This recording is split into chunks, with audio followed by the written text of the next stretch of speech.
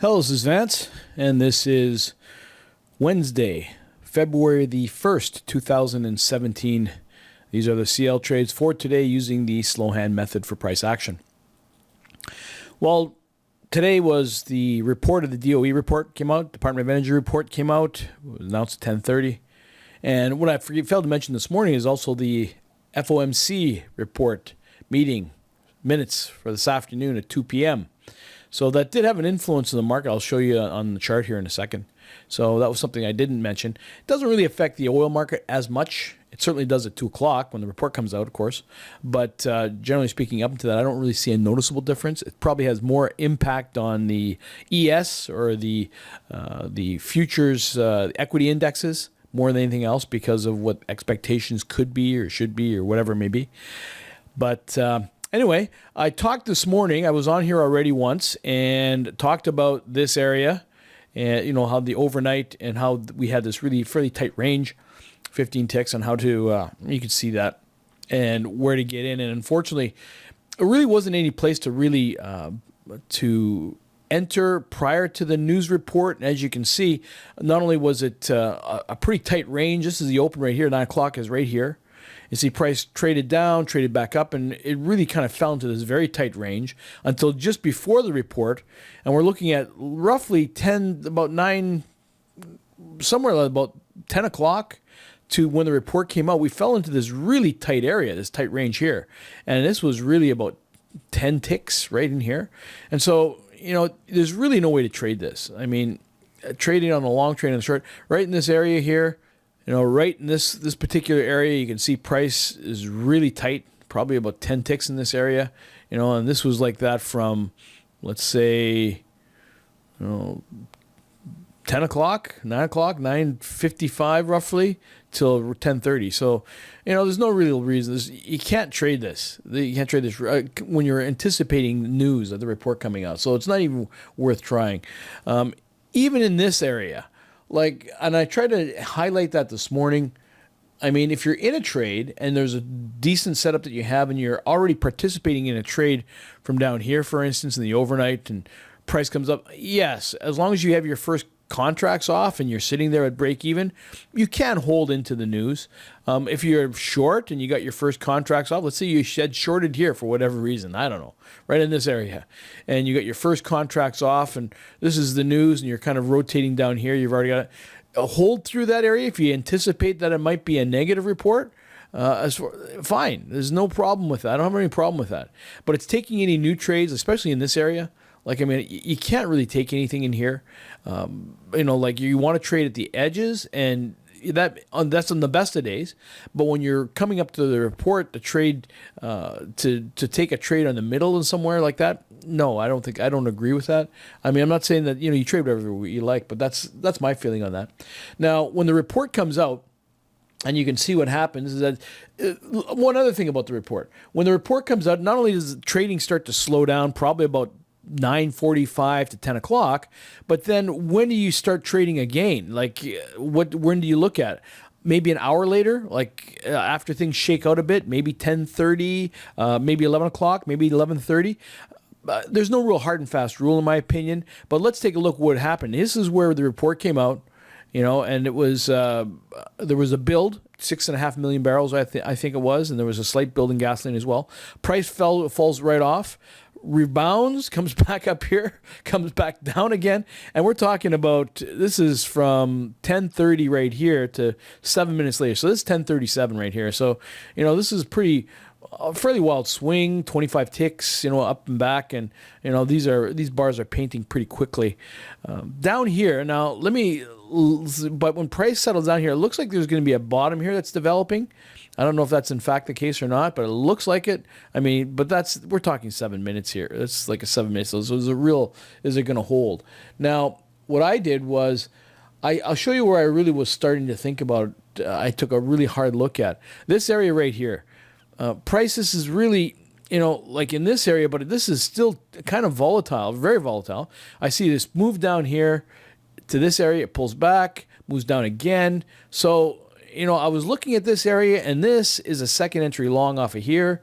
first entry, pulls back second entry, and on a larger frame, it looks like there's support down here. And so I took a hard look at this area, a hard look at it.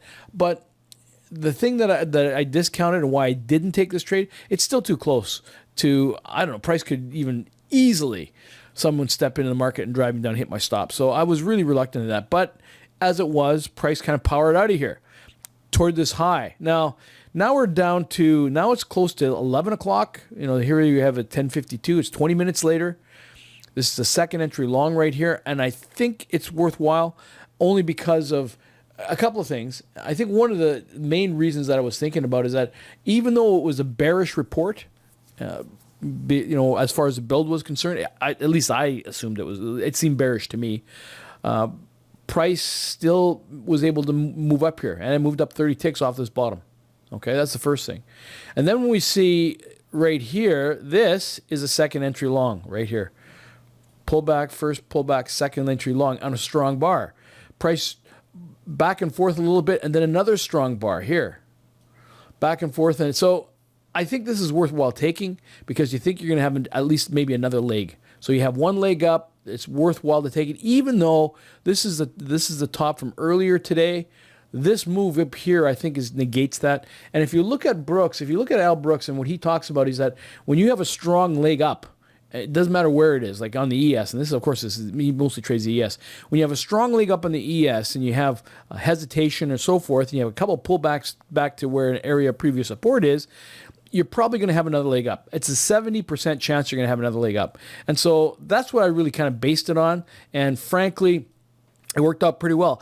I didn't get in on 29. My stop, I got in a little bit later. I was about 30, 31. But the reason is that my stop was still below these areas right here. And my feeling was that I'd at least get the first contracts off. And you can see that it did get the first bunch off. First contract came off, and then it really kind of pulled back a bit. By that time, it was break even, and there was another leg up. And that would turn out to be a good trade. You could have taken this trade as well. I don't know about this one. This is like, again, the only reason I was reluctant would be reluctant on this trade is because the amount of time it took for these bars to kind of complete. For instance, we're looking at from here when price pulls back from this area, it's 11 o'clock. By the time it really breaks out of here is almost 20 minutes later, 17. And these little bars here, we do have this kind of an overlapping situation. This isn't too bad. This is 11:12. So if you're talking about 11:01, 11:12, it's not that much, not that long a period of time, but you'd have to consider this as a new entry off a new trade. So I don't really have a real problem with that one, if you would, but it is no question about more aggressive stance on that, and because you have to break the current high in order to. And yesterday's high in order to get to the new to a new top or to get your first contract off. We did barely get there. It kind of stops up here. You can see this. Here's a second entry short here. Not a really lot of good position on the chart. But then we have this overlap. I wouldn't have a problem with you taking a trade here. Your stop is in adequate position. Your target would be these double bottoms here. So that's not a bad setup. But when price kind of pulls back here, I'd be a little bit more reluctant. But as it was, had you been fortunate enough to get on this trade, it kind of really broke down here. And where did it bounce? It bounced right near where price really found the low after the report. So the news-driven event took all back in. And that's the funny thing about this.